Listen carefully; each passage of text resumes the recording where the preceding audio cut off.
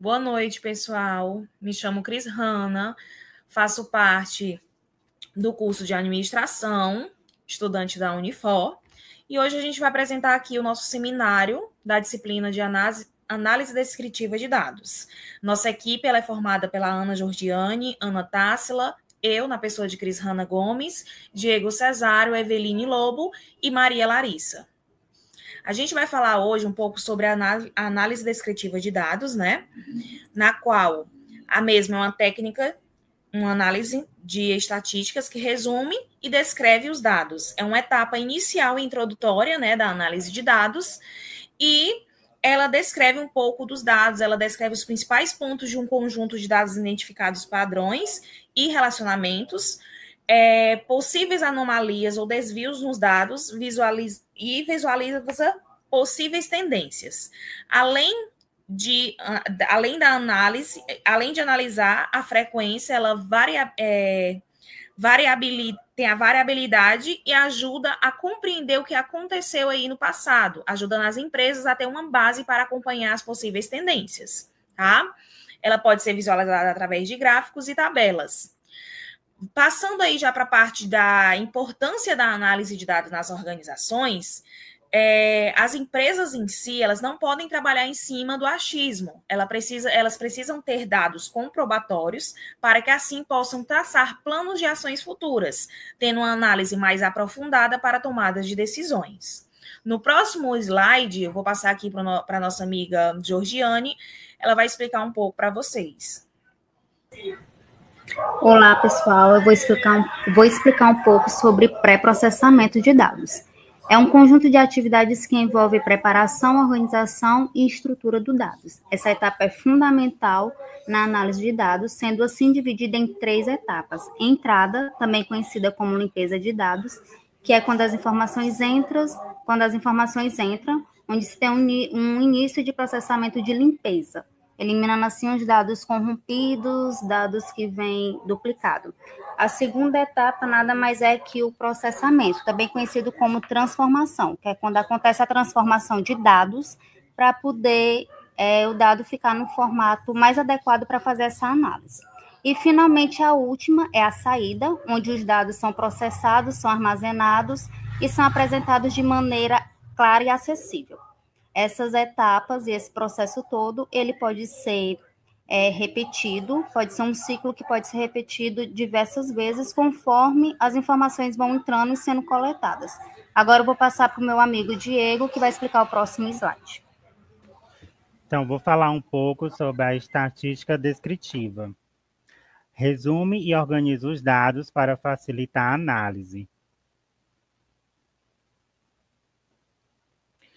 E, mediante isso, tem umas separações como média, mediana, moda, desvio padrão e variância. A média é a soma dos valores dividida pelo total. A mediana é o valor central quando os dados estão em ordem. A moda, o valor que mais se repete. O desvio padrão e variância, se pensarmos em notas de alunos, o desvio padrão nos mostra se todos têm as mesmas notas parecidas, ou se há uma divergência entre elas. Agora eu vou passar para a Laris, que vai explicar um pouco. Boa noite. Regressão linear. Em resumo, o objetivo da regressão linear é encontrar o melhor modelo que descreva a relação entre as variáveis, permitindo fazer previsões precisas sobre a variável dependente e pode ser usada para previsão de vendas, análise de mercado e modelagem de riscos. Agora eu vou passar para a Eveline. Olá, gente. Eu vou estar falando um pouco da regressão logística e da característica da regressão. A regressão logística é uma técnica de análise de dados que usa a matemática para encontrar as relações entre 2 fatores de dados. Em seguida, essa relação é usada para prever o valor de um desses fatores com base no outro.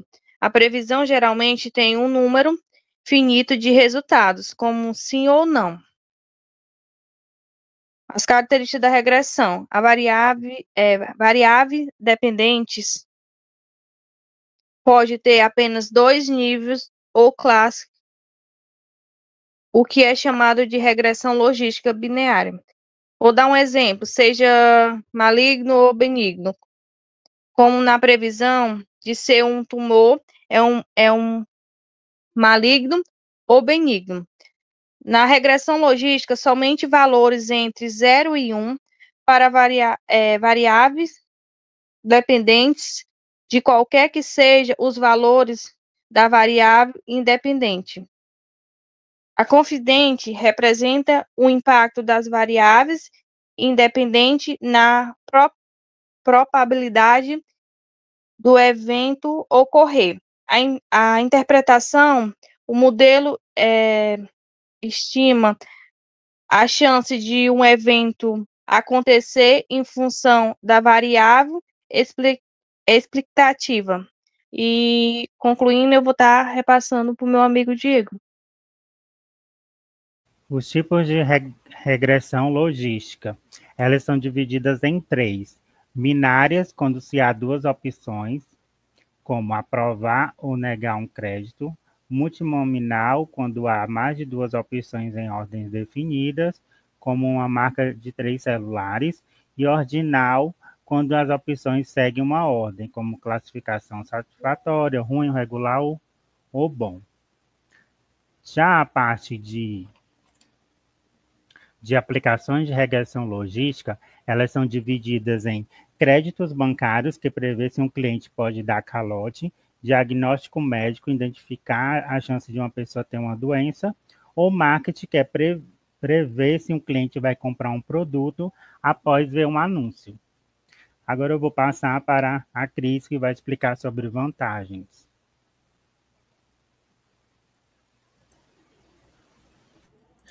Então, pessoal, referente às vantagens da regressão logística, né?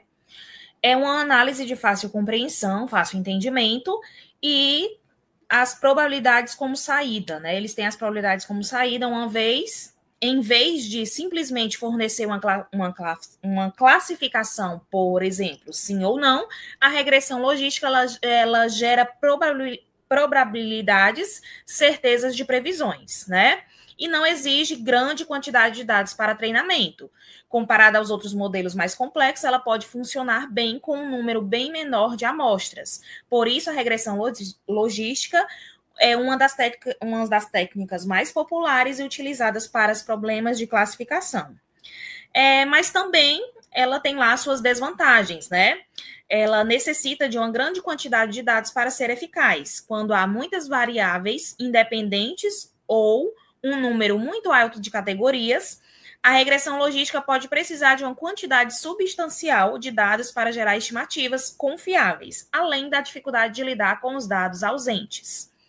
Então, a gente mostra agora um pouco dos nossos gráficos, né? Os exemplos práticos extraídos aí do nosso sistema Jamovi, dados de segurança pública do Rio de Janeiro. A nossa amiga Tássila vai explicar um pouco sobre esses gráficos.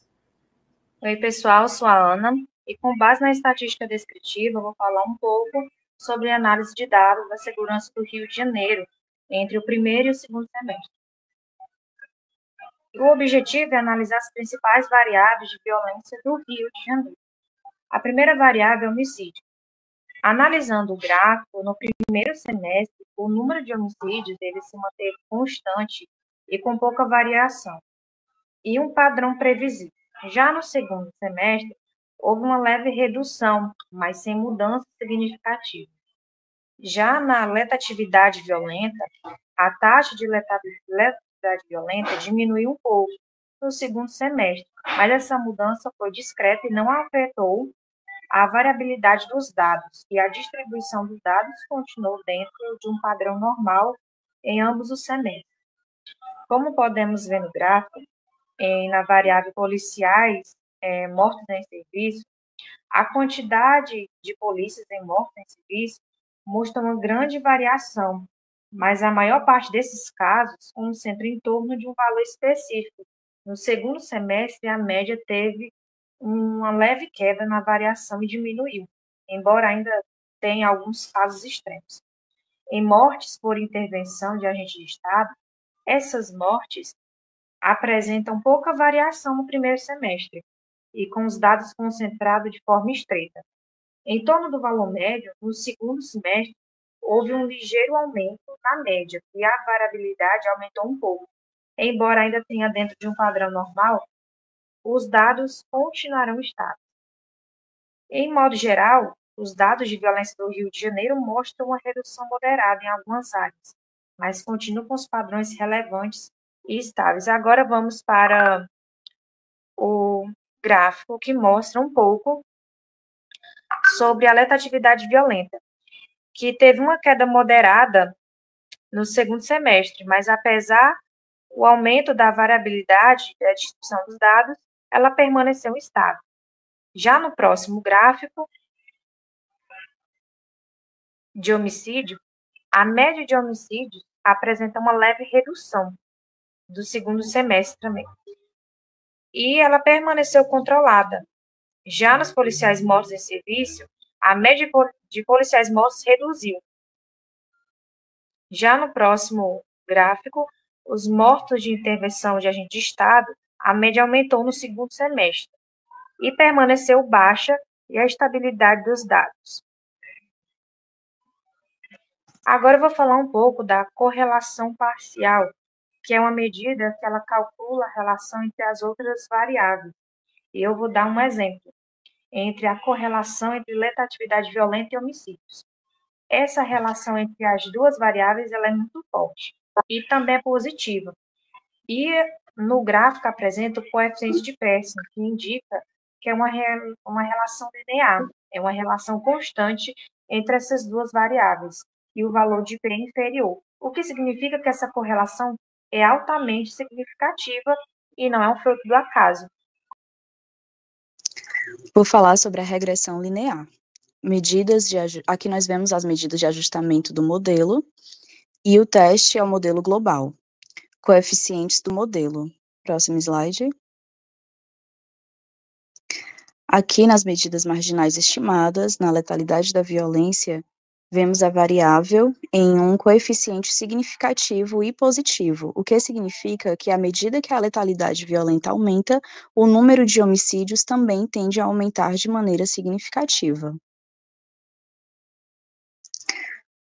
Este coeficiente é muito pequeno e o valor P é grande, indicando que a variável de policiais mortos em serviço não tem um impacto significativo no número de homicídios.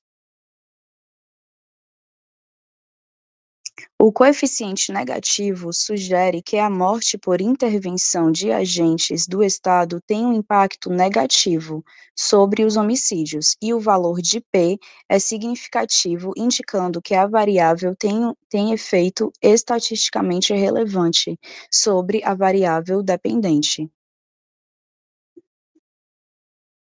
O semestre também não tem um impacto significativo, já que o valor P é grande e o coeficiente é muito pequeno, sugerindo que a variável do semestre não afeta substancialmente os homicídios.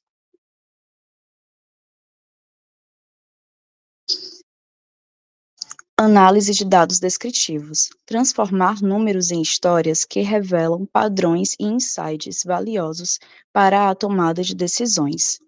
Agradecemos a atenção até aqui.